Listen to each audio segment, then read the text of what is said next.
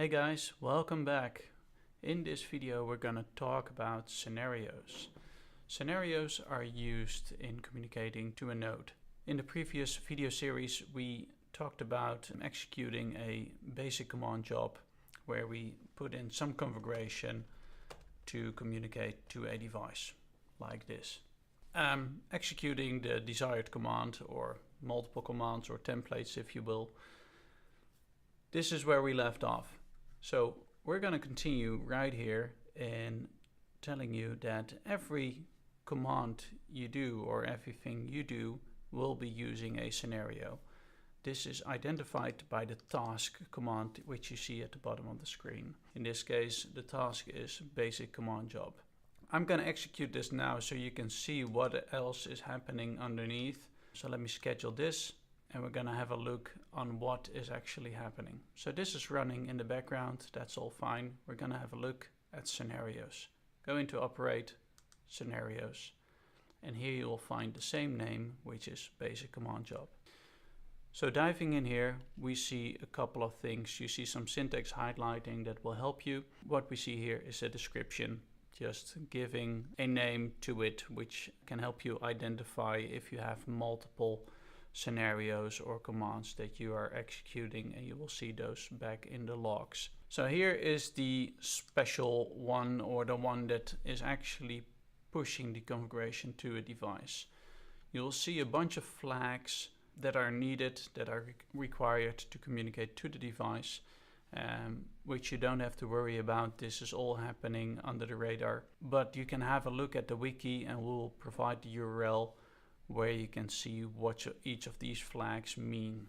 In short, -n is the node, A is for address, V is for vendor or the vendor type, for example Cisco iOS, which I was using in this case. The -d is for the domain, and the file name that we're going to save the configuration as will be the variable node.cmd, and that can be verbose if that flag is set, which was in the command job we just executed.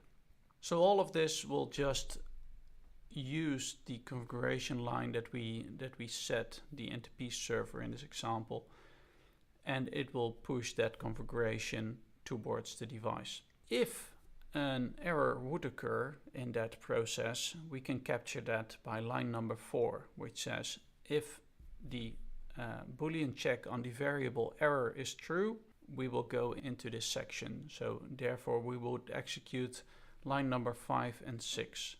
Line number 5 will provide some logging, which we can use to see what has happened in the past. We'll dive into that in a bit. And line number 6 will stop the execution of the scenario. And because we hit the keyword stop, the scenario or the job would receive the status aborted. If no stop is encountered in the entire process, it would reach an implicit end, and which would result in a successful job. If no error was encountered, this whole section, line number 4 to line number 7, is not entered, and we would go to line number 8, which would provide yet another but different log action. Alrighty, so let's have a look on what has actually happened. Let me duplicate this screen and we go into operate, and we can go into logs. This is your action logs table. It will do and monitor and log a lot of things what you're doing in the tool, but one of them is what we just did. Is I'm the operator NetEase. I did an action which is the basic command job. On which device did I do it? Router 1. And it was completed executing commands just as mentioned in the scenario, which we see right here. On the specific node, what did we do? The basic command job, and this is the message. Going back to the action log, that is specifically what you see here. We can dive into that. There could be a longer message which would be shown right here. We could also have a look at the job log, actually what has happened, and we can dive in there. And here you would see all the nitty-gritty details of how NetICE is communicating to the device. You will see the variables that were used in the command execbasic, like the node address, like the vendor type, like the domain, and all of these have been used to communicate to the device. So you'll see that part of the pre-config is a backup for the NCCM. You will see the actual configuration that we applied. You will see a post backup, and that is how NetICE was processing the whole scenario, the job, the configuration. And you will see this in different files. Here was the task, which included the whole scenario that was used. You will see the configuration that is generated. In this case, there were no variables in it, but those would be substituted in this view as well. And at the bottom, you will see the management session log.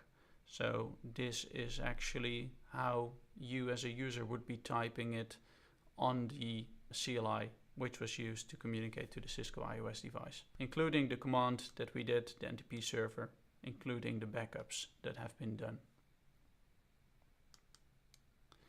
Going back to the scenario, you can imagine that these can be modified to your will to be able to order it the way you like, to provide additional commands in it. We will dive into various of those in other videos, but this will give you a deeper understanding of what is being used when communicating to a device. Thank you for watching and see you on the next video.